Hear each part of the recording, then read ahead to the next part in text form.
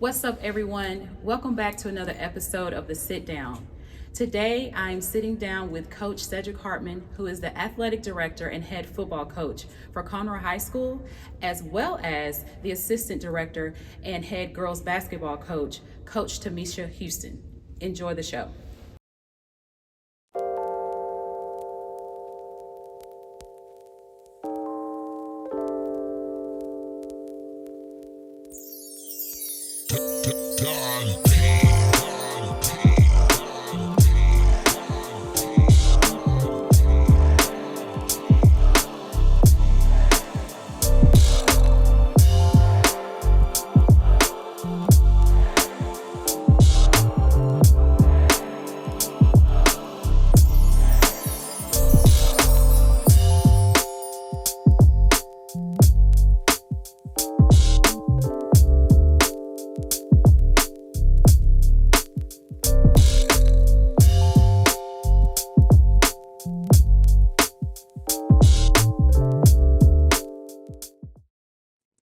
Welcome, coaches, Coach Hartman, Coach Houston, and thank y'all so much for sitting down with me to talk mental health in athletes from your perspective.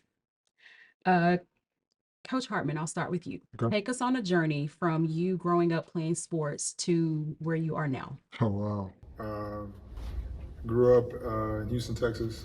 I was born in Houston, Texas. My dad played for the Oilers, and then we moved around with him being traded. Lived in Tampa. Moved to New Orleans to play for the Saints. Mom and dad separated when I was around 8, and we moved back here to Houston, southwest side of Houston, in Alief, and that's where I grew up. So graduated from Alief Hastings. Went to University of Houston, played football there. My son was born while I was in college. So been a dad since college. And um, from there, went into business. I had a passion of wanting to coach, but wanted to go into business, help take care of him. So I went into business and was in business for about 11 years. But the calling of coaching was still there. And so gave it a shot. Told my wife I wanted to coach and took the pay cut, and she had faith in me. That was March 1st, 2010, the day I decided to coach, and hadn't really felt like worked a day since. And it's been fun, and been a blessing. Absolutely. Absolutely. And Coach Houston, what about your journey? I joke with people all the time and tell them that I have been playing basketball since before I was born. um, my mom played basketball at Wiley College and got pregnant while she was at Wiley and played until she was 5 months pregnant. Wow. Had no idea. Well, she said she had no idea she was pregnant. And so after she gave birth, she decided to leave school, move back home because she said I was her responsibility. Played youth sports growing up. When I made it to high school, we had a football coach that told me that he thought I would be a great coach because of my passion for the game. Um, I heard it, it kind of sat with me, but didn't make a decision. Got to college and thought, okay, maybe I want to be a pediatrician. Found out how long it takes to actually be a pediatrician and said, no, maybe I want to be a coach. Graduated from college, and then 2 weeks later, I was offered the opportunity to be an assistant at Blinn College. I spent 4 years on the junior college level coaching, and then decided that maybe I wanted to put a little bit of an age gap between myself and the players. And so I went back down to public school, moved around a little bit, but I am now in my 10th year as head coach here, and I've been at Conroe High for 12 years overall. Wow. Exciting. Both journeys. Man. And Coach, I'll start with you with this question as well. As an athlete, were you taught to take care of yourself mentally and emotionally? And what were your outlets back then?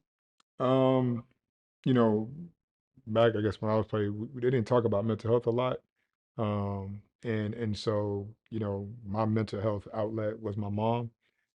That's kind of like my prayer warrior before I even knew I needed a prayer warrior.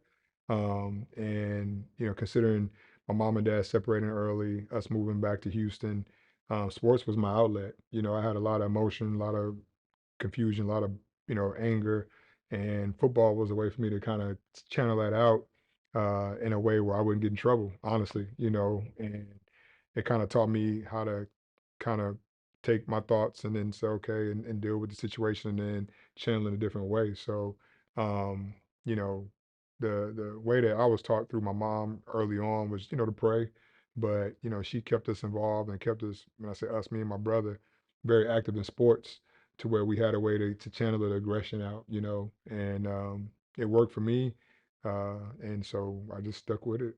Okay. Okay. And what about you, coach? Um, no, mental health is not something that was talked about a lot. And I have conditioned myself to um find a way. Um, I don't have a relationship with my dad.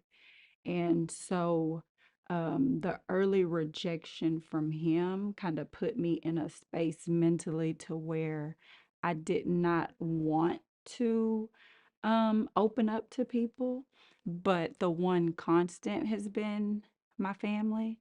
And so while we didn't talk about mental health, just the love that I received from them and the encouragement has kind of taught me to push through, push through. But as far as just sitting down and saying the words, Mhm. that was never something that we did. Okay. Okay. All right. And so, Coach Hartman, Mhm. what was life like being the son of an NFL player? And did you see mental health prioritized, like even during your father's tenure with the NFL? Back when he played, I mean, there's a lot of things I felt like that the NFL probably could have done more that they're doing more now, just because of the results of some of the lack thereof back then. It wasn't a focus, for them. Growing up, being, a kid of an NFL player, when you grow up, you really don't know anything different. I got a chance to go to training camps. I still have memories going to the Saints training camp, being around, drinking the Gatorade, throwing the football, and things like that. Um, you really don't realize it until you get older, the significance of it, of how lucky you were, and things that I wouldn't trade. My father passed away about 6 years ago. I'll take that back, about 8 years ago now. And um, growing up, it was difficult because everybody remembered your dad, so they want you to be him. Mhm. My dad nickname in college, well, not in college, but in pros too, was Jaws. He talked a lot. He was a first round pick, and so everybody knew him to be very braggadocious. And so I was kind of channeled to be opposite, just because I didn't want to be him, in that realm. And so I think it allowed me to kind of create my own narrative of who I am and things like that. But from that aspect, I think that I wish it would, just because of that. I've seen firsthand, one, how difficult it is to go from that transition from being an NFL player to now you're just the average citizen now, and how difficult it was for him because often a lot of guys in the league, their persona and who they are and their value is wrapped up or equated based upon them playing and how well they do. When you take that away from them and that's what they identify themselves as, then they lose that sense of identity and it's hard for them to find it. And that's one of the things that I saw was difficult for my dad, which ultimately I felt, led to some of the habits and that caused him to where he's not here right now. And so that's one of the things that I think hit home for me, that I try to echo to my kids and coaches as well, is try to prioritize this thing that we play, sports. And one of the things that he always did tell me was, sports is a experience. Like, it's not a career. Even it's an experience. At some point, it's going to end, and you have to prioritize it as such mentally. When you go through the things, and so um, that's probably what I learned most with mental health. Being his son. And Coach Houston, what pressures did you face being just a female athlete? And what supports did you have to kind of navigate that journey? So growing up, I spent a lot of time playing with the boys. And so that's where I kind of got my competitive spirit and just I guess the never back down mentality. So when we started with Little Dribblers, the girls were always mixed in with the boys because there weren't very many girls. Then we got to a point to where even in Little Dribblers, the boys all-star teams got priority over the girls all-star teams. And so that first experience of the boys being able to go to nationals and the girls not being able to go because we didn't have enough money, that really stung because we were like, what makes them more important than us? Right, right. And so, it's that, okay, so now let's prove that we are equal. Let's prove that we can compete the same way that they compete. So, I kind of took that sting all the way through sports. And so it didn't matter who you were, it didn't matter your size, it didn't matter your talents. I was going to compete. You can't stop me from competing. And so win or lose, you're gonna feel me, you're gonna remember me. And so I try to put that into every girl that I coach. And so that has also carried me throughout my professional career. And so competition doesn't have a gender. So, and I think we see that now with the women's NCAA tournament where everybody is, I think, a lot more excited to see them play than the I know I boys. am. I'm going on record and say I'm most excited to see them And in the compete. past, Me too. that wasn't Everybody needs points. ladylike. That Yeah. wasn't ladylike in Right. the past. I've gotten my fair share of technical fouls as a player because that's not ladylike. I get texts as a coach because that's not ladylike, but I'm competing. It has no gender. Mhm. And so I think we're starting to see that now. Yes, absolutely. And I like that. I like that. And so I'll ask both of you this. How important is it for athletes to not only be physically in shape, but also mentally in shape? And I'll start with you, Coach Hartman. I think it's very important. 90% of the game is mental. Uh, you know, just even I tell the kids, even being an adult, you wake up and how you feel in your mental state dictates the energy that you have, and so I tell my coaches, you have a lot of stuff going on in your mind, you have family issues going on, things like that. You can tell it'll affect how you coach. And so, it's a mental, and it's one of the things that we talk about. My wife's a counselor, and so she calls it she calls it intellectual maturity. You got to have, or emotional maturity. That's what she calls it. And a lot of our kids don't have that, in a sense, and because mentally, whenever they get in a competitive environment, they get so emotionally wrapped up into it, they lose focus or whatever they have. And so, I think it's very important. And then teaching them one, how it is important for them to make sure they compete and stay locked in. But two, also the things that they experience in life. One of the things that we say here is that we're built different. I try to say that here at Conroe, and a lot of our kids go through a lot of things that mentally would be tough, but they deal with it at home, and that's their life. And some of our kids feel that going through that puts them at a perceived disadvantage, when really it's really creating a foundation and a fabric of them, of being able to overcome adversity. So we try to let them know and recognize and highlight that and say, hey, you're already mentally tough. Like, look what you go through. Like, you don't really see that because that's your everyday life, but you have adults that can't go through half of what you go through. So, and prepare them and encourage them that, hey, you're already built different. You're already mentally wired tough. So when they go through that, they don't feel like, oh, the world's coming to the end. They know, okay, well, I can sustain it the same way I sustain the things off the field, or off the court, and so, but we leave it, it's important. It's very important. Absolutely, absolutely. And Coach Houston? To kind of piggyback off of, his saying of built different, a few years ago, we made it to the regional tournament. Um, on paper, probably not supposed to beat some of the teams that we beat. Surprised me, you know, but it's that competitive spirit, it's that built different. And so I was talking to a reporter after we won the game to go to the regional tournament. And I told him, I said, you know, our athletic director says all the time that we're built different, and what we're built of can't be bought. It's in you. You can't go to the store and get it, you know? And so that does a lot for our kids of having that experience. Although I don't think they would choose to go through some of it. Later on down the road, I think some of them realize how it prepared them for some of the experiences that they might have. Yes, Plus, she's the best coach in this building, so that's another thing. well, round of applause. Yes, I love that. Love that. And so, are the pressures that you see athletes deal with today different from the pressures that either one of you dealt with when you were playing sports?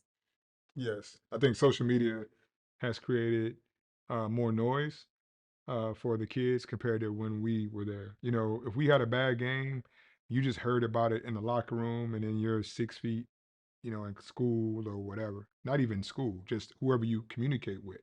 Now, with social media, if you have a bad game or whatever, you hear the opinions of people that you know and the opinions of people that you don't know.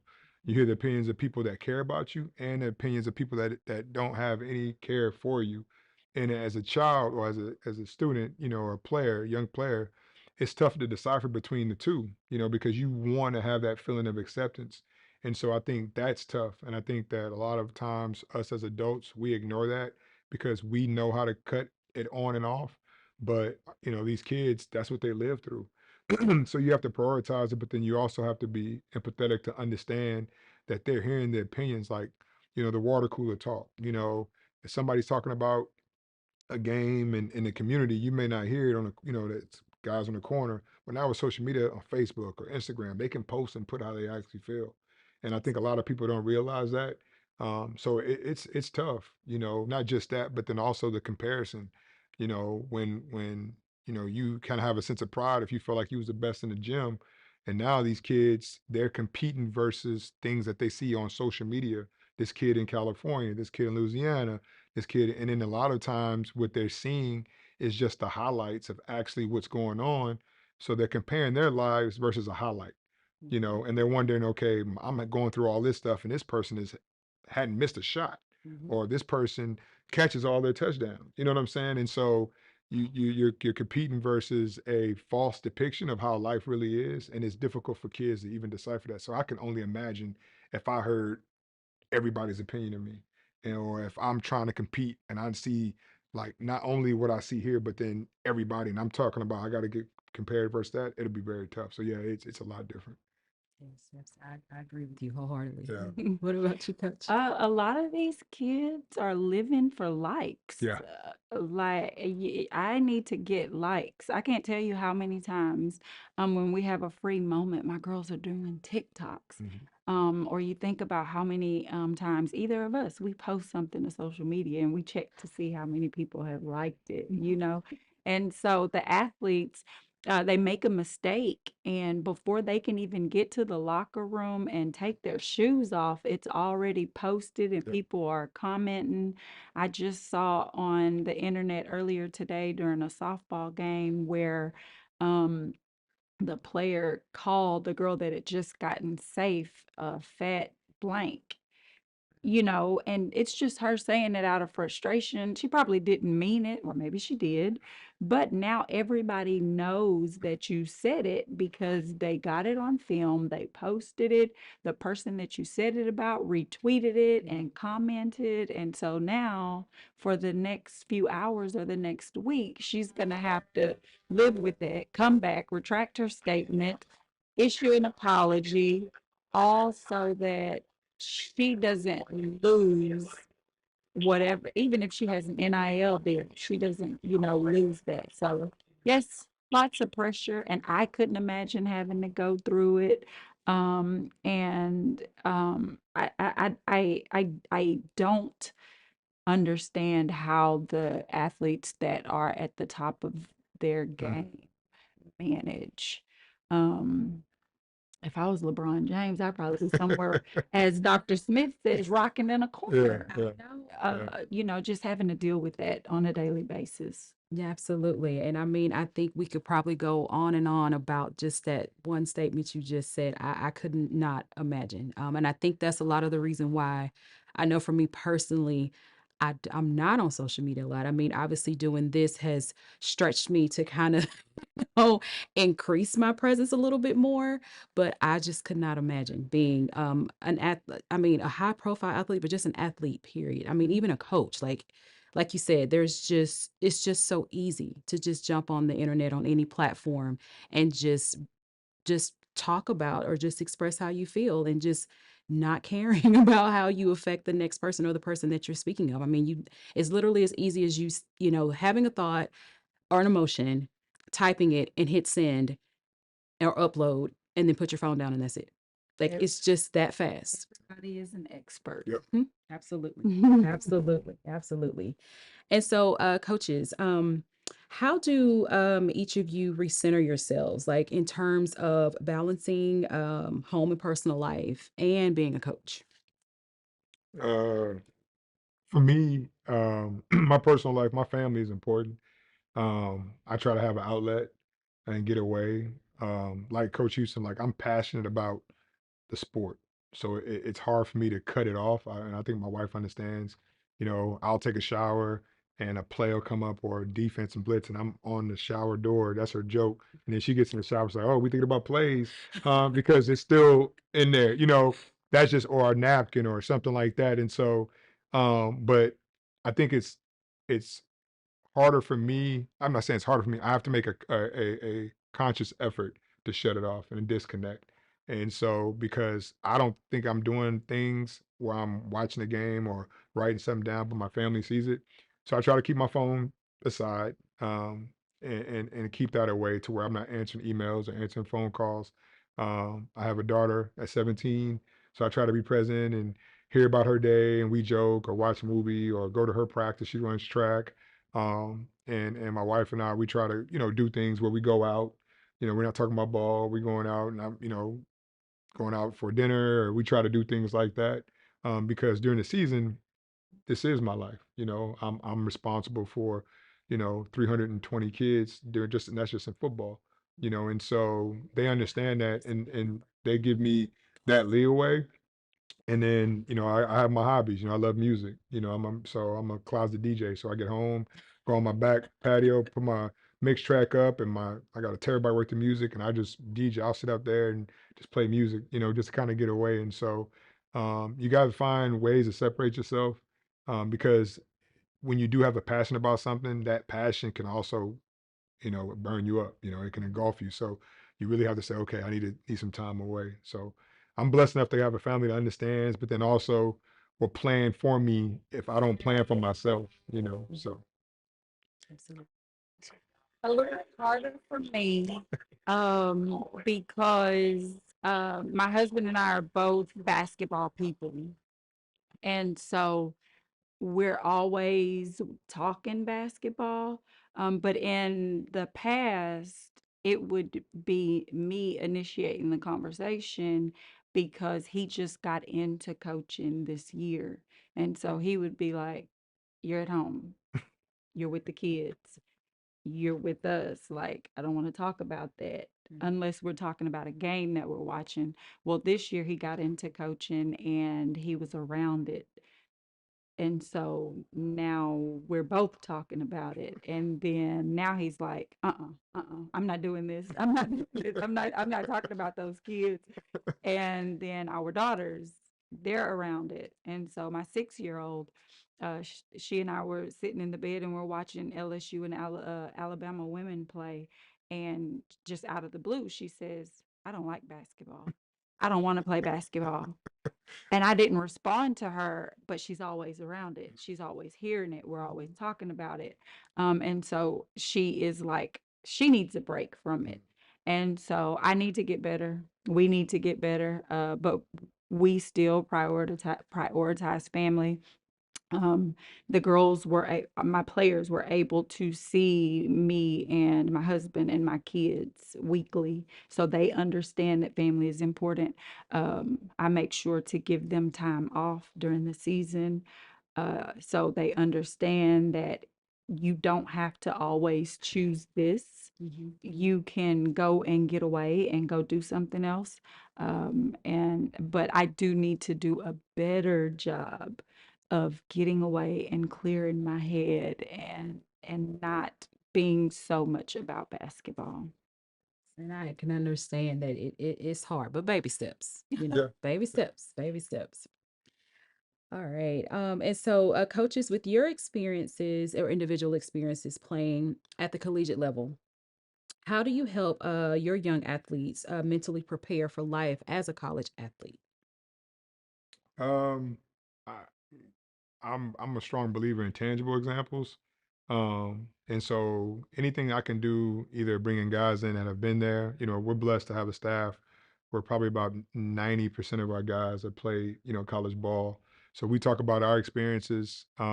We try to show them videos so they can see not just the ESPN highlights, but the waking up at 5 a.m., the going to workout before sun comes up, I think something was tweeted out last year, or a guy did a video on Twitter saying, "Oh, you want to be a college athlete?" So he did the day in the life of college athlete, and it was like from 5 a.m. waking up to work out to eat, class, treatment, practice, eat, rehab, study hall, sleep. Like it was all the way through, and so letting them know, that so they can prepare themselves and understand what they're getting into.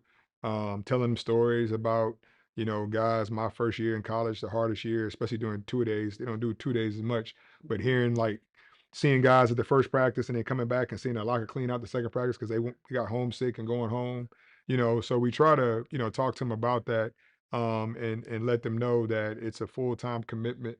But we also try to utilize what they want in college to also relate to why we do what we do here.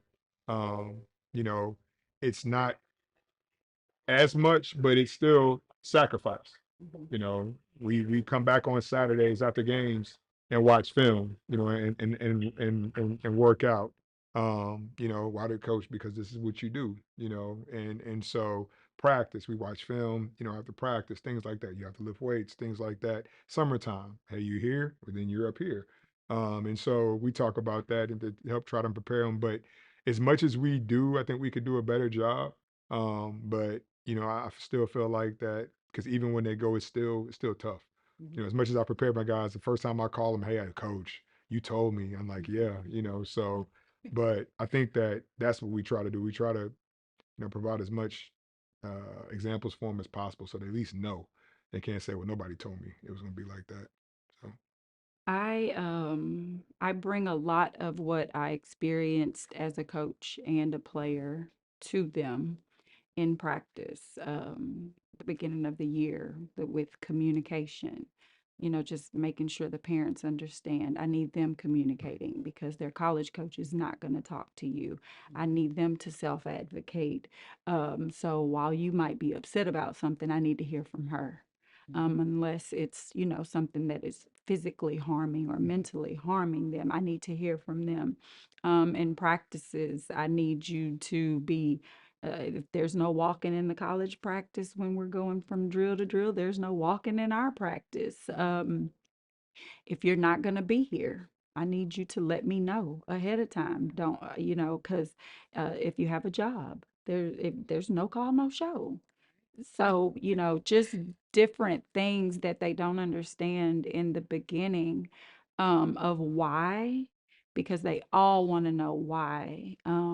But just making them understand that if college is what you want to do, then it needs to start now. And so, as somebody that recruited the kid and coached the kid in college, I want to let you know if this was unacceptable when I was in that position so that you know ahead of time, and you have the time and the years to make that adjustment. And they don't always like it, but I think they begin to understand. And the kids that we do have that go off and they play, when they get there, I feel like that, they can say, "Oh, well, now I see," or "I did this," or "Okay, that's why coach was, fussing at me." And it's not, "I can't believe that they're fussing at me. I don't want to do this. I'm leaving and I'm going home." You know, you've already had the opportunity to be mad, pout, complain, and come on back the next day and let's keep it moving. And so I think that's a good thing that they have those experiences. Yes, I totally agree. And coaches, how do you check in with your athletes just to ensure they know that you're a part of their support team? Uh, we utilize.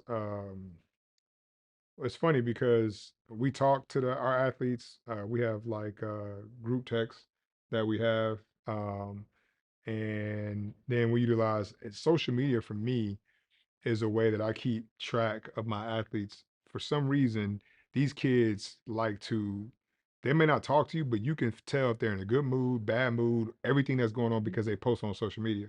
So one of the things that I do is I follow them, not from my own personal account, but and sometimes on weekends I can look and click up a kid's story and I can see what he's doing. Oh, he's out with his family. Okay. I can click and see if he's sad because all of a sudden I see songs and then, they'll make features, and they post it. So what it does is it helps me to where now instead of saying, "Hey, what's wrong?" I can just go right to it. Mhm. Like, and you feeling all right? Or hey, you sick? Or hey, your girlfriend issues? Or when I see him come in, now I kind of have an idea of what's going on, or if he's having a bad day of practice, and I knew that whatever based on what it is. So that's how we kind of keep track. I let the kids know as tough as it is I give everybody my cell number. And one of the things I let them know is that, hey, this is not 9 to 5. And even when I talk and hire coaches, I let them know I don't want anybody that's 9 to 5. This is 24/7. And so I tell the parents have my cell, the kids have my cell. And on Fridays, we always say, hey, make good decisions. If you need something, call me. Like if you have any questions, I don't care what time of day it is, what time of night, call me. If you got a question, if you're somewhere you need to get out, call me. And so I think the kids knowing that not just myself, but my everybody else on my staff is available like that, and they've utilized it. I think it gives them a sense of understanding that they're not by themselves. And so it's some you still got to pull, but I think when you create that environment and the kids start to see and they talk about it, and they don't feel like they're weak because they're reaching out for help, that it's okay. And then sometimes we initiate like over spring break. Hey, I text my coaches, hey, it's Tuesday. Just reach out to your kids, make sure they're good. Christmas, holidays. Hey, congrats, coaches, hope you kind of relax and make sure you touch base with your kids. Because you understand everybody's holiday, everybody at home situation isn't like you guys. Sometimes people like a lot of our kids and rather be at school than be at home. And so we try to understand that and try to be there and try to support and be an advocate for all the kids in every situation. So Yeah, that's good. That's With girls, you don't have to ask because they wear their emotions all over themselves. But we try to get them to understand that for the hour and a half, the 2 hours or whatever that we're in basketball, just get rid of it. This is your time to relax. This is your time to get away from those problems. Um, but they they struggle with it in the beginning because if me and my boyfriend are fighting, then I'm gonna have a bad day at practice. And so once they realize that, that one bad thing does not have to ruin the rest of your day, then and they're around their friends, they kind of welcome being away for a little bit. Um, I'm not the one that they choose to come and open up to. So a lot of times it's my assistant. And I'll be honest with you, I do a horrible job of prying because I'm conditioned to keep things to myself. And so because opening up is uncomfortable for me, I guess it just doesn't register with me that some of them may enjoy it. So that's an area that I feel like I struggle with. but it gets back to me. And so then we have a conversation, and I think that I had a young lady in the past to where, she had something that was weighing on her. And when I did initiate that conversation and she had the opportunity to open up to me, it was just like a weight lifted off of her, because in the past she didn't even think that that was a conversation that I would even want to have with her. And so I think that that was good for her. So if it does get back to me, I try to have a conversation. If it's something that's extremely visible, then okay, let's step outside, let's talk about it, or hey, come to my office, let's have a conversation. But I struggle with that because I've been conditioned to suck it up, figure it out, get it done, but with girls, they don't leave very much opportunity for you to ignore it. Yes, yes, I would agree. I would agree with that. Okay, and coaches, I know your roles are heavy, and you definitely have to pivot a lot. I know that you have to, as we've been talking about today, obviously teaching the best techniques for to be physically in shape, but then when you tack on the mental and emotional part of that as well, that's just it's heavy. So how do you handle the parents, I guess, in regards to just offering, I guess I could reframe that and say, what advice would you offer parents of, I mean, I could say, well, they are students first, but since we are speaking more on the athletes part of this, I would say, or just ask, like, what advice would you offer parents of athletes in regards to their role and kind of how they could be of more help to the students? I think we probably can talk all day. I think there's different scenarios, different situations. I think what I see a lot of now is you have a couple of things. One, you have a lot of parents who live through their kids. So because of their past, either they felt like they missed an opportunity, or they weren't good enough, or they could have done something different. They look at their kids as their second chance in order to achieve athletically what they felt like they missed out on. And that's a lot for a kid to carry, because not only are they trying to live up to their own expectations, they're living up to the lofty goals and expectations of their kids. I think that's the first thing. I think too, the prioritization of athletics with parents has to change, just because of the fact that this is an experience. Like, this is not a career. And I think a lot of parents invest time, resources, and energy as if it could be a career. And I think that the kids prioritize the way their parents prioritize.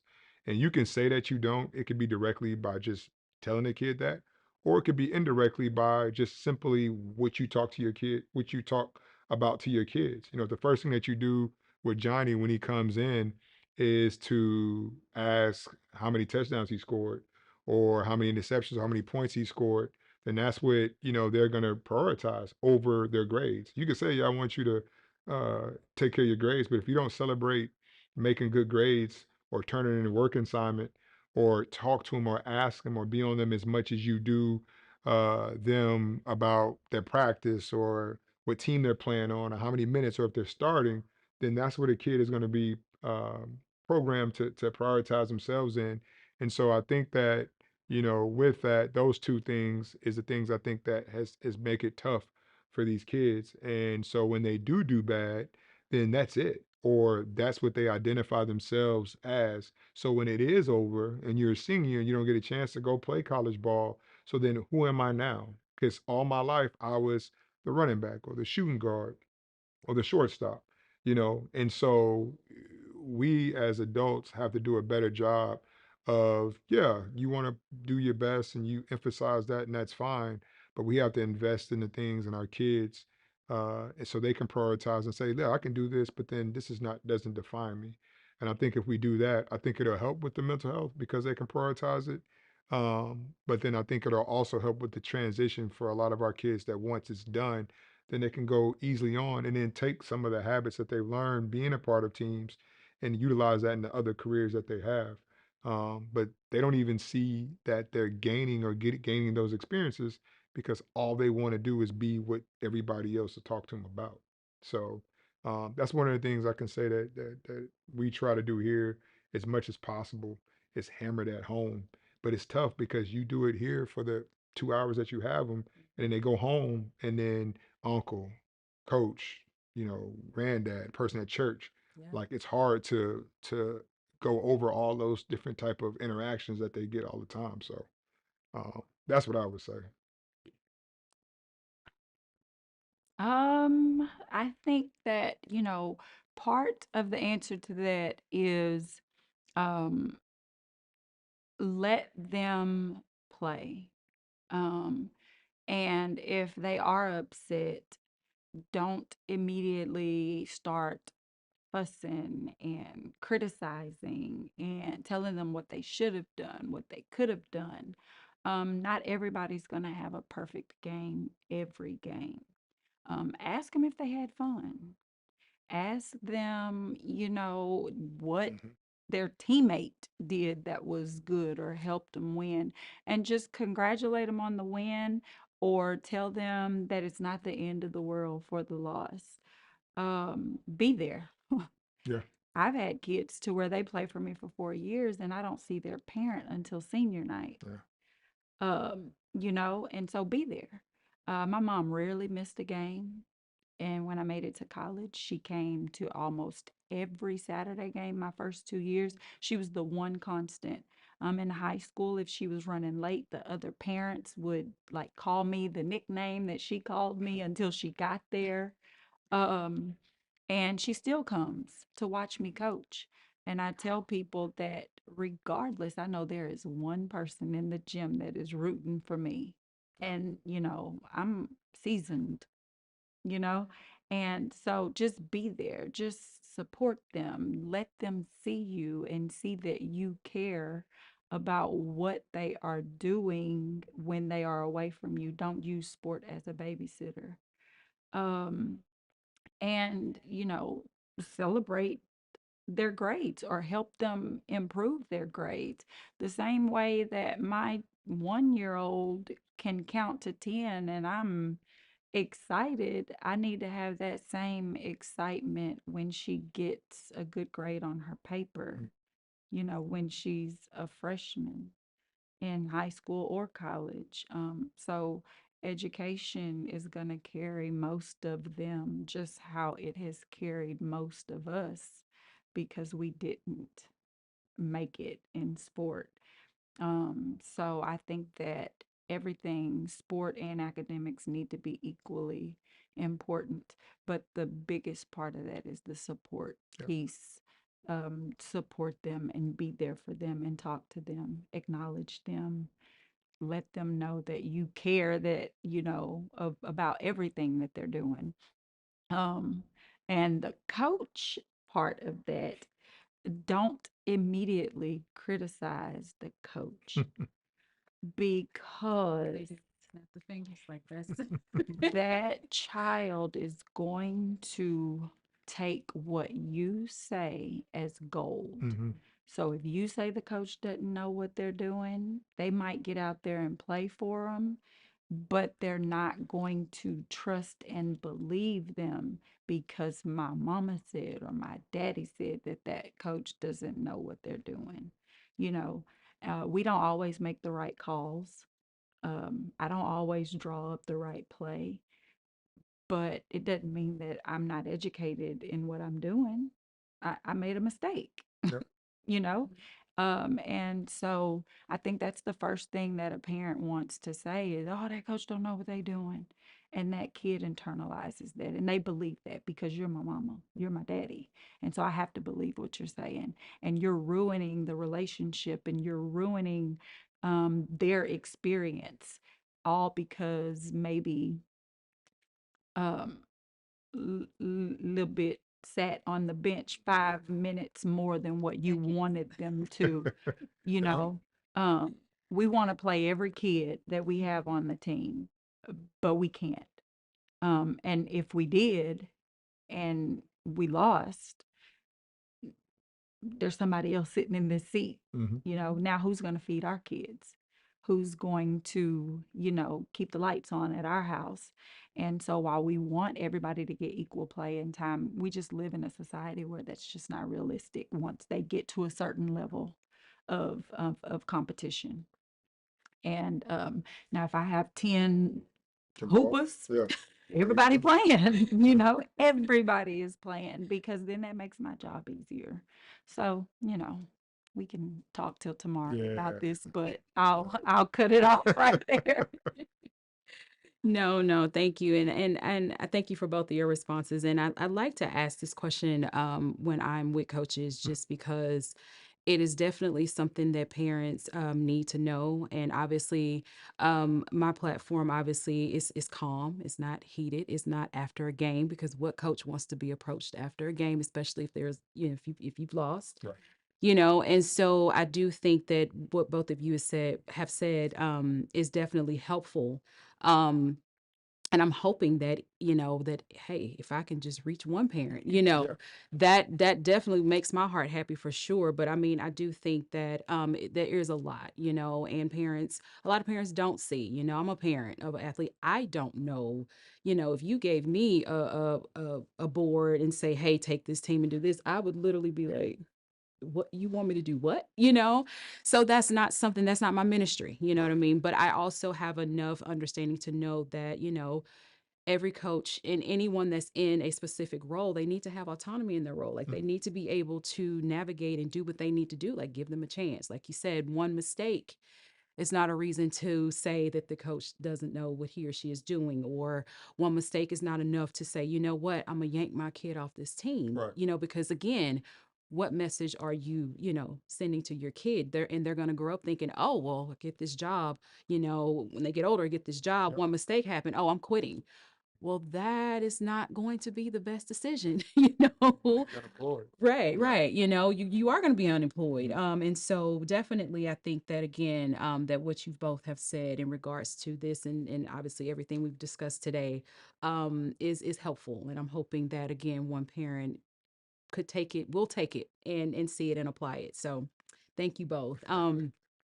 Before we wrap up, I want to ask you both. Obviously it's March Madness. It's time, one of the best times of the year, I say. What teams Oh wow. for the men's and the women's? What's your prediction for For the for championship, the championship? I'm a U of H grad, so I'm a Cougar through and through. I heard what Jay Williams said about my Cougs, and so I get a little defensive. Not just that, but the culture he's created and how his kids play. So I think U of H should win men's.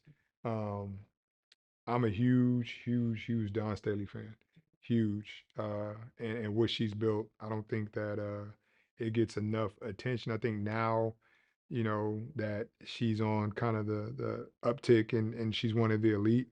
But I think I saw like a movie or something I showed her on Netflix where they did like a quick 15-minute story on her development of her program, how she would basically they're going out there begging people to come to the games, and now she's selling out. So I'm a huge fan of seeing people taking things from, being not even good, but just average to great.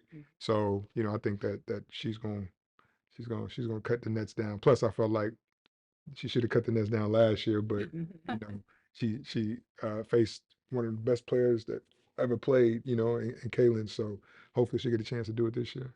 Yes. Um, I'll start with the boys just because I just finished doing my bracket before we came here. I picked U of H to make it to the championship game as well as UConn. U of H. I don't know what happens, but there's some kryptonite once they make it to the postseason. So if U of H does what U of H can do, then they'll win. I'm sorry, She got Coach UConn. Sampson, but I picked UConn to win it just because of their experience of just being there last year and knowing what it took to get there. Now, I hope UConn wins. I mean, U of H wins, but I did pick UConn. Now, on the girls' side, I am straddled the fence because I respect everything about Coach Daly, who she is, how she coaches her kids, the expectation, what she's built, the talent that she has.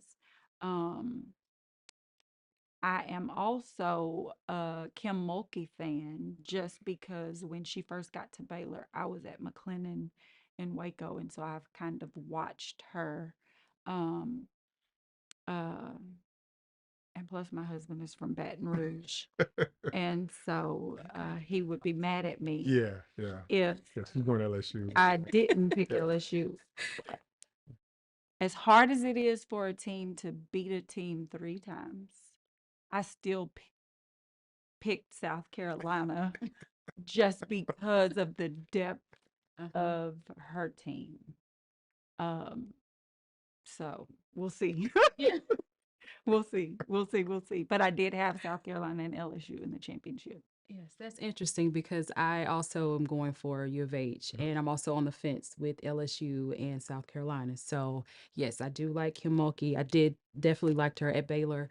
I do like the program that, that she builds kind of, both in both schools.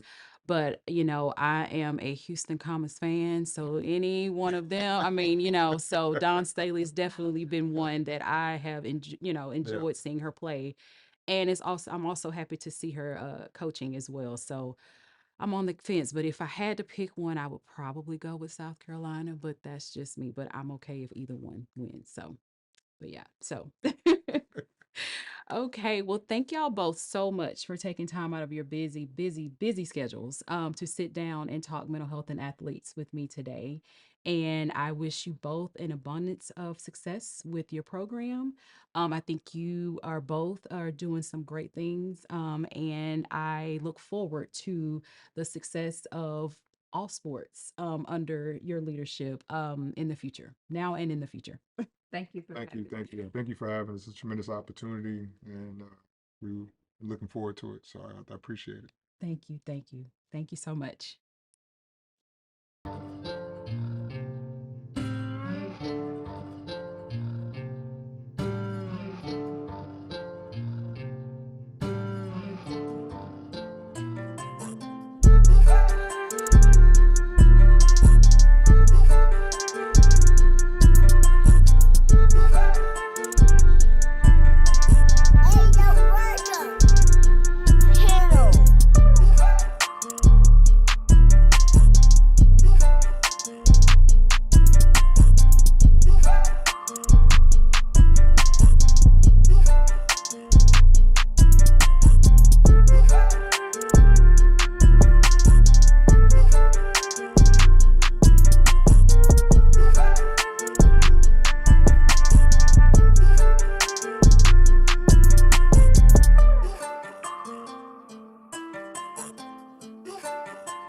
What's up, everyone? It's Brooke Hogg, the mental coach, and I want to thank you for tuning in to another episode of the Sit Down today. And I want to encourage you to like, follow, share, and subscribe to my social media handles that are listed on the screen. And until next time, I want you to remember to take care of your mental health.